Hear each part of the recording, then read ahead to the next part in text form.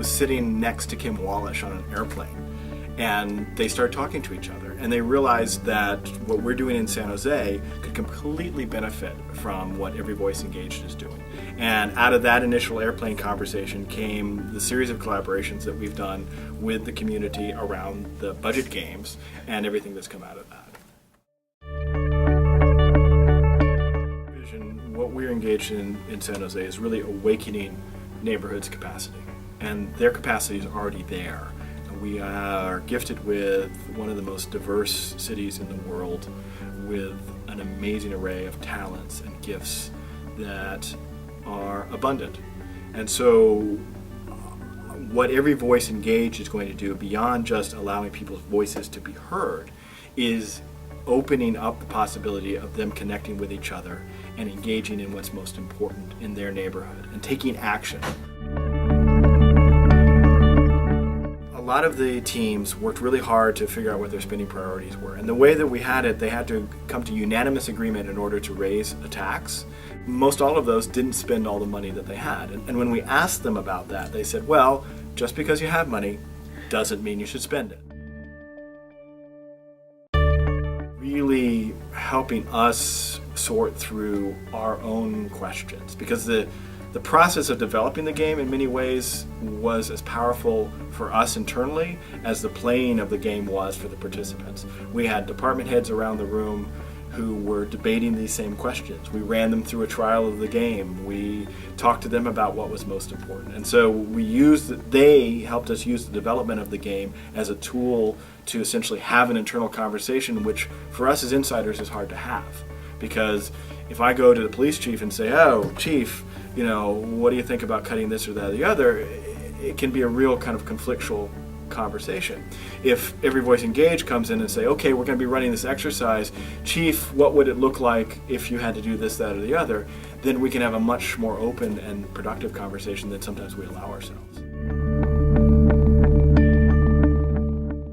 Transformation for me was that first time we engaged the community around the budget, where we had 100 people in a room around small tables working away, and rather than coming out of the session with people yelling at you, griping at you, telling you what's wrong about the city, we came out of the session with people understanding the complexity we were in and giving us really good concrete feedback on what we needed to do differently.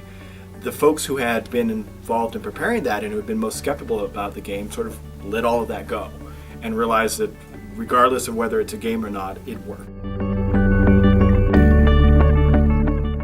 The first time we did it, there was a little bit of skepticism in the room and not really sure, and people had questions, but we moved them very quickly into it, and they quickly became engaged. I think the other turning point for the second year was we actually used the results of the first year. For example, one of the issues that they wrestled with in the initial game was fire truck staffing. We have currently had, at the time, we had 5 firefighters on a particular type of fire apparatus, and we were looking at whether we should move down to 4. It's a really big decision, and the folks in the room basically said that makes sense because it saves money and allows us still to be safe. As a result of that, we actually made that recommendation in the budget changed, and we redeployed the way the entire fire department is operated based on that. And when people saw that, oh, I came in here, I did this exercise, I came up with this decision, and the city listened and responded, walking into the room the second time, not only did they know the mechanics of the game, but they knew the outcome that they would like to see from it and that it could really happen. That is, for the first time ever, feedback we got from the community are that police and fire and public safety are extremely important, but there's a limit to how much we're willing to cut libraries and community centers and parks in order to fund officers and firefighters. And that's the first time we've ever gotten that feedback from the community, because normally if you ask them in a normal survey format, they'll say, yes, of course, police and fire are most important. But when you make them wrestle with the really difficult trade-offs that we had to wrestle with, they came to the conclusion that there's a limit, and we were at that limit. And so the feedback they gave to us is, yeah, it's time to start putting some cuts in public safety so that we can preserve these quality of life programs. What we want to do is build from success, and that's why we've been focusing for these first 2 years on getting some very solid results around the budget, which is the most serious game that we play. With Every Voice Engaged, everything about it was a quality production. The flow of the day, the mechanics of the game, the actual materials used, from the money to the display charts, were all extremely high quality. And then the end result that we get, the report afterwards, very crisp, clear, and data-rich summary. If you go and you look at that report and you look at the mayor's budget message, what you'll find is that portions of that report are literally in the mayor's budget message, and that the items that the mayor has recommended and now council has adopted as their priorities, I'd say there's at least an 80% correlation between what emerged in that community process and what the mayor has directed us to do.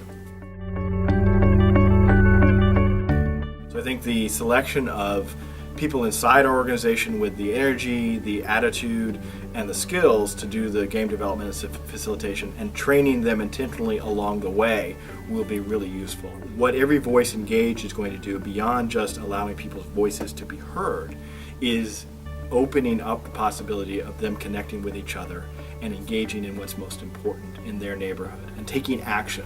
We will be able to have literally thousands of people across the city connected to each other through these growth games and taking action in their own neighborhood for their own improvement.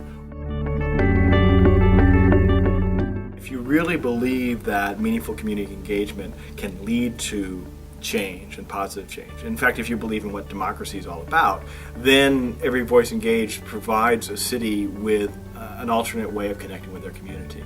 And what's powerful about working with Every Voice Engaged is that it shifts the dynamic of the interaction. And Every Voice Engaged does something that only an outsider can do.